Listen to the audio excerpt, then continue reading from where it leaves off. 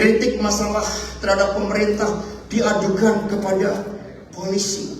Dan kalau kita kritik pemerintah bukan berarti kita tidak ingin pemerintah berhasil. Justru ketika kita kritik pada pemerintah karena kita sayang, cinta tanah air kepada republik ini, saudara-saudara sekalian. Satu persatu.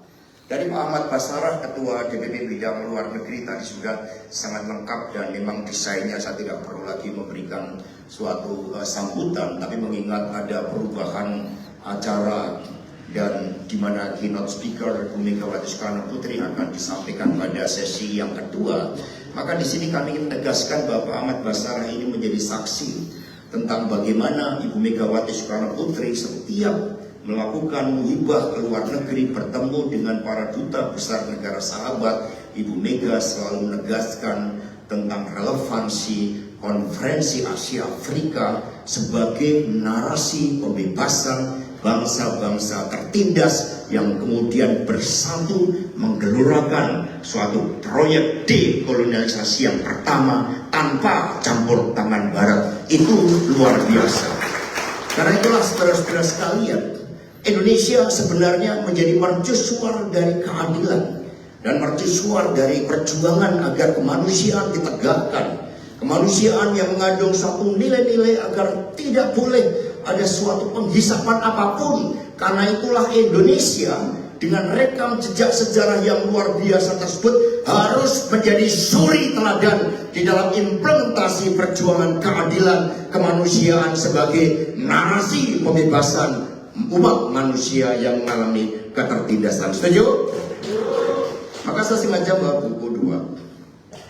Karena kalau Bung Karno melakukan pidato rediscovery of our revolution, kita juga rediscovery of our own history. Ini maka ada Bung Boni Triana, Kepala Badan Sejarah Partai, satu-satunya partai yang punya badan sejarah. Karena dari sejarah kita bisa belajar tentang pemikiran-pemikiran, tentang api perjuangan, tentang suatu konsepsi bagaimana republik ini dibangun. Tepuk tangan buat Bung Boni Triana yang sudah dipamerkan di bawah. Juga Mas Hilmar Farid, ya terima kasih atas kehadirannya, Direktur Megawati Institute. Gedungnya baru dibuatkan dan setelah ini kita juga melesat dalam suatu desain kebijakan atas dasar pemikiran Bung Karno dan Ibu Megawati Soekarno Putri, Kang TB, dan seluruh anggota fraksi yang mohon maaf tidak saya sebut satu persatu. Nah, sebagai bagian dari rediscovery of our own history tadi, saya menemukan buku tentang manusia dan masyarakat baru Indonesia. Ini pelajaran civics SMA. Tetapi bagaimana anak-anak SMA saat itu diajarkan tentang pengetahuan geopolitik, tentang eksistensi Republik Indonesia dengan narasi pembebasannya yang dilengkapi dengan buku merahnya ajaran Bung Karno dari Saudara Erlangga pribadi. Disinilah kita mengalami keterputusan sejarah, termasuk spirit konferensi Asia Afrika, sehingga rasanya di dalam menghadapi pertarungan geopolitik saat ini kita menjadi bangsa yang begitu gamang di dalam politik luar negeri, bebas aktif kita di dalam memperjuangkan bangsa-bangsa tertindas, saudara-saudara sekalian. Di sini sangat jelas di dalam komunike politik. Dan disinilah Bung Karno membuktikan bagaimana Pancasila bekerja di dalam sistem internasional. Pancasila sebagai jawaban atas sistem internasional yang sangat anarkis. Dan bagaimana di dalam buku ini digambarkan dengan sangat detail tentang suatu misi Indonesia di dalam kerjasama ekonomi, di dalam komunike politik. Bukan disebutkan kerjasama ekonomi tentang minyak, tentang bagaimana kita melakukan pertukaran para ahli, tentang bagaimana membangun bangsa yang berdikari, tentang bagaimana kita memulihkan dari struktur ekonomi yang menghisap sebagai hasil dari kolonialisme yang berlangsung berabad-abad. Ada juga suatu komunike kebudayaan. Tetapi yang perlu kita tegaskan bahwa upaya untuk membebaskan manusia dari berbagai penjajahan itu adalah suatu gerak kebudayaan. Inilah yang selama ini kita kehilangan spirit karena selama Orde Baru, pemerintahan rejim Soeharto menjauhkan kita dari sejarah yang benar seluruh konsepsi tentang Indonesia merdeka. Di sini juga diingatkan dalam komunika politik soal-soal lain.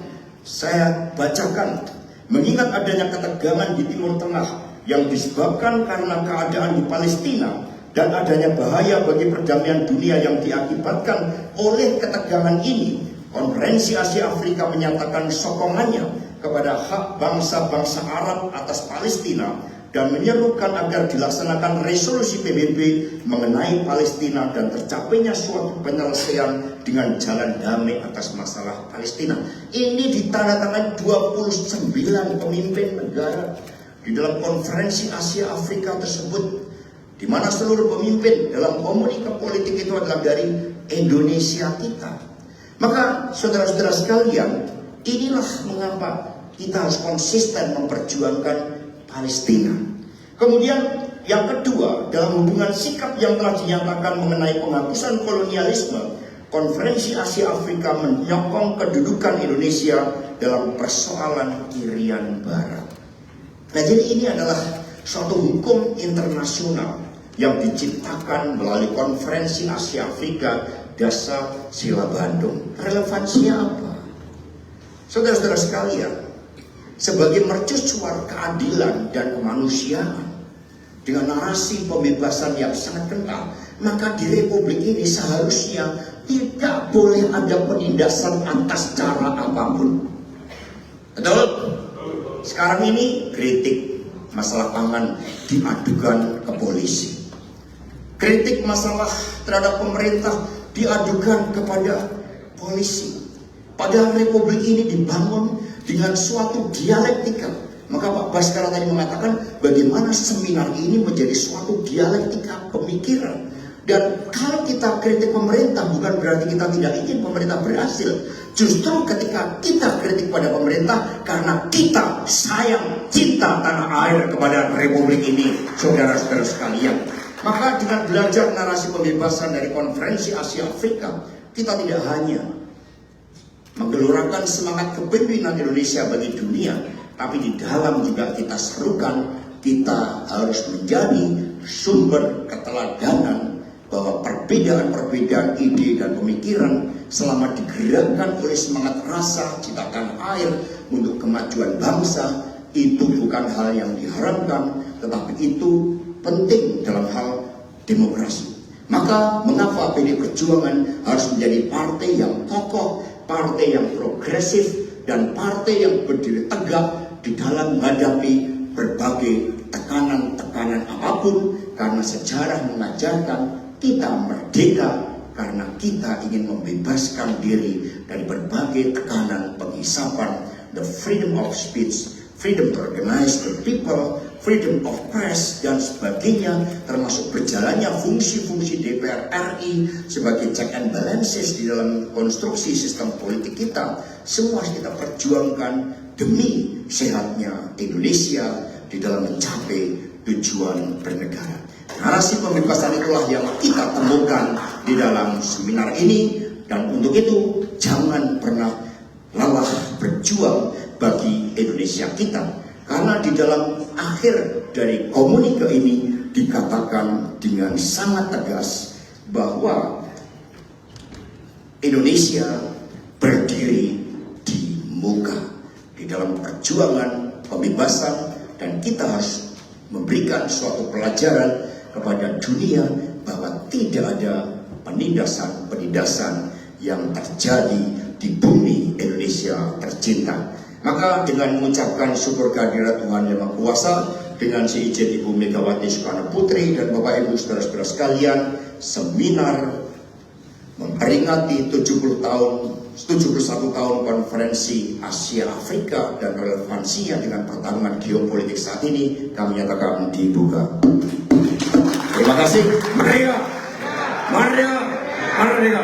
Terima kasih.